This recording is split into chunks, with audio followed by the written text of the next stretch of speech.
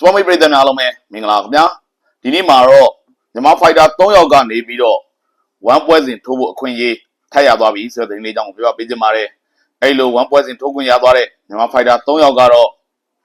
MV သွေးလင်းထက်နဲ့ထုံးမြောင်တို့ဖြစ်ကြပါတယ်ခင်ဗျဒီဖိုက်တာ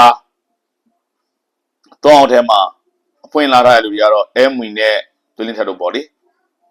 ပထမဆုံးပွဲစဉ်ထိုးထားတယ်အဲ့ပွဲစဉ်တွေမှာနိုင်ပွဲကိုစီရထားကြတယ်အဲ့တော့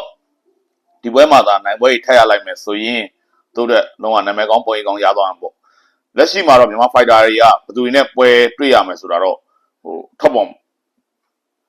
မလာသေးဘူးပေါ့လေမြန်မာ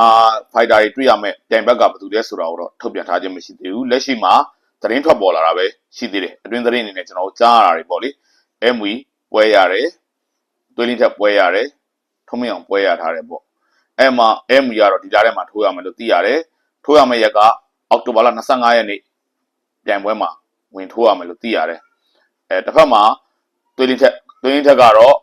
နိုဝင်ဘာလ1ရက်နေ့မှာကျင်းပမယ့်ပြိုင်ပွဲမှာဝင်ထိုးခွင့်ရမယ်လို့ကျွန်တော်သိရှိထားရတယ်ထုံးမအောင်ကတော့နိုဝင်ဘာလ22ရက်နေ့မှာကျင်းပမယ့်ပြိုင်ပွဲမှာဝင်ထိုးခွင့်ရထားတယ်လို့သိရှိရတယ်ဗျလက်ရှိမှာမြန်မာဖိုက်တာတွေအရင်တော့လို့ပေါ့လေပြိုင်ပွဲတစ်ခုတည်းမှာ9ယောက်ပါတာ2ယောက်ပါမျိုးတော့မဟုတ်တော့ဘူးသူတို့ကတယောက်ချင်းစီပါလာမှာဆိုတော့အဲ့ဒီနေ့မှာကျွန်တော်ထင်ပါတယ်မြန်မာဖိုက်တာတွေရဲ့ပွဲကတပွဲလောက်စီပဲပါလာမယ့်အနေအထားရှိတယ်ဗျ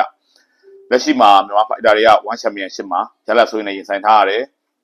အနည်းဆုံးမှာတမ်နီဆိုကြီးလို့ခေါ်တဲ့ကျွန်တော်တို့ကိုဆိုလီရှုံးနေထားတယ်တန့်စင်အလဲထိုးခံခဲ့ရတယ်စူပါအေရှန်ရှုံးထားတယ်သွေးသွေးဝင်နိုင်ရှုံးထားတယ်အဲ့ဒါရှိတာပေါ့လေအခုကျွန်တော်တို့မှာဖိုက်တာ3ယောက်ကအခွင့်အရေးပြန်ရပြီဆိုတော့ဒီ1ပွဲတွေမှာမြန်မာဖိုက်တာတွေဘယ်လိုပြန်လာမလဲဆိုတာကျွန်တော်စောင့်ကြည့်ရအောင်ဗျအဲ့တော့ပြည်သက်တွေသိရှိနိုင်အောင်ကျွန်တော်မြန်မာဖိုက်တာတွေထိုးခွင့်ရထားတဲ့အခုသတင်းထွက်ပေါ်လာတဲ့နေ့လေးတွေကိုပြောပြပေးပါမယ် MV ကတော့ဒီလ25ရက်နေ့မှာထိုးခွင့်ရတယ်လို့သိရှိရပါတယ်သွေးလင်းထက်ကတော့နောက်လ1ရက်နေ့ပြိုင်ပွဲမှာဝင်ထိုးခွင့်ရမယ်လို့သိရှိရပါတယ်ဗျထုံးရောက်ကတော့နောက်လ